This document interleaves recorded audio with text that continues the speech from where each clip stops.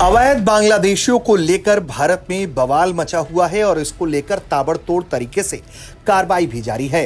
देश की राजधानी दिल्ली में भी बड़ी संख्या में अवैध रूप से बांग्लादेशियों की मौजूदगी की खबर के बाद लगातार एक्शन हो रहा है। अब खबर सामने ये आई है कि फर्जी तरीके से डॉक्यूमेंट बनाकर एक सिंडिकेट लगातार लोगों को भारत में ला रहा था और इससे जुड़े हुए 4 लोगों को गिरफ्तार किया गया है, जिसमें 2 बांग्लादेशी नागरिक शामिल हैं।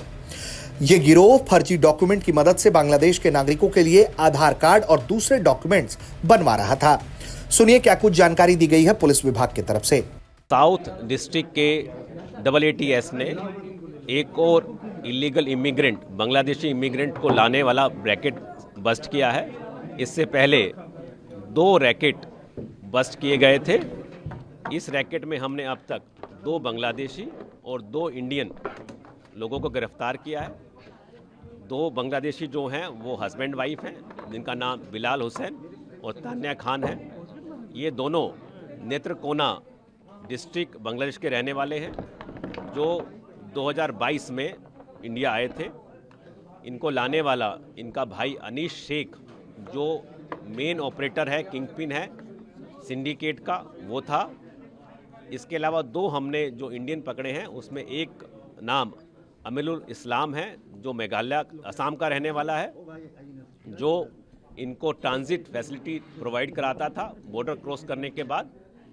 और दूसरा आशीष मेहरा, जो गुड़गांव का रहने वाला है, और वो यहाँ पर इनकी फोर्ज बेस डॉक्यूमेंट के बेस पे आधार कार्ड और पैन कार्ड बनवाता था। लगातार अवैध बांग्लादेशियों के खिलाफ कार्रवाई दिल्ली पुलिस के द्वारा किया जा रहा है और एक बार फिर खबर है कि उसने अपने बांग्लादेशी सेल को एक्टिव कर दिया है।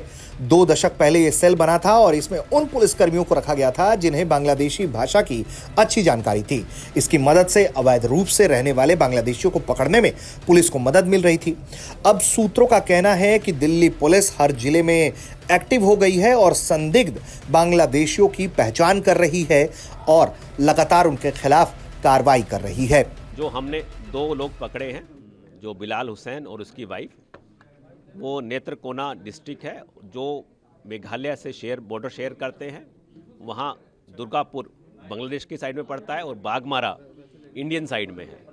तो वो थ्रू दुर्गापुर और उसके बाद बागमारा जो चेक पोस्ट बॉर्डर है, वहाँ से जो डंकी रूट है, जहाँ रिवराइन और थोड़ा जंगल रूट है, जहाँ पर शायद इंडिया में आना पॉसिबल हो, तो वहाँ से वो आ जाते हैं। उसके बाद इंडियन काउंटर पार्ट जो अमीरुल इस्लाम है, वो फैसिलिटेट करता था उनको ले जाना, आगे रुकवाना और ट्रांसपोर्ट प्रोवाइड करवाना, इंक्लूडिंग रेलवे टिकट प्रोवाइड करना, वो उसका काम था। उसके बाद वो मेन सिटी, चाहे वो कलकत्ता हो या दिल्ली हो, वहाँ पर आते थे।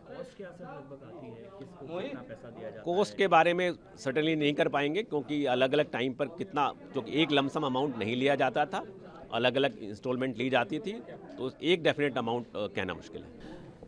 पिछले रैकेट में हमने पाया कि एक वेबसाइट चल रही थी, जो बिना किसी डॉक्यूमेंट्स के बर्थ सर्टिफिकेट और बाकी डॉक्यूमेंट्स बना देती थी। जब एक बार एक बेसिक डॉक्यूमेंट बन जाता है, तो उसके बेसिस पर आधार कार्ड या पैन कार्ड बनाना आसान हो जाता है।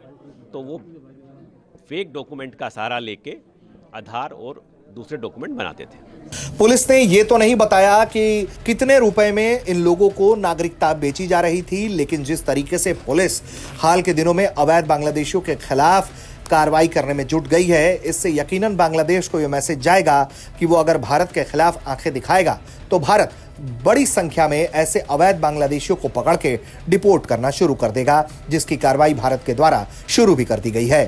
ब्यूरो रिपोर्ट, भारत तक।